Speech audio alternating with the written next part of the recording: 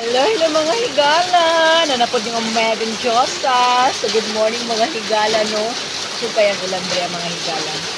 So karon, nadatang ko sa among tubig. Tubig ulan. Nakita na ko sa inyo mga higala. Yan yung labanan sa among bukid mga higala. So mga mga higala, oh.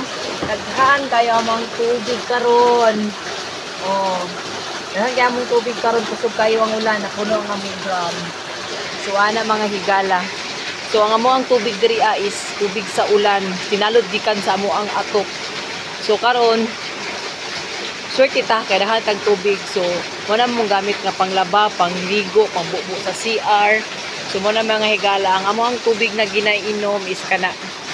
So nagapalit mig tubig mga higala kay di ta pwede mo inom ani mga tubig sa tubod mga higala kay delikado na karon.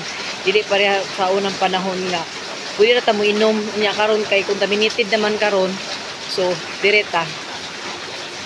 Nga na ng mga pirada diri sa bukid, mga higala, ana ang atong labanan. So, salamat po ta sa ulan kay blessing po ning ulan no kay gamit kayo ang tubig sa ulan diri sa bukid. So, bye-bye for na mga higala!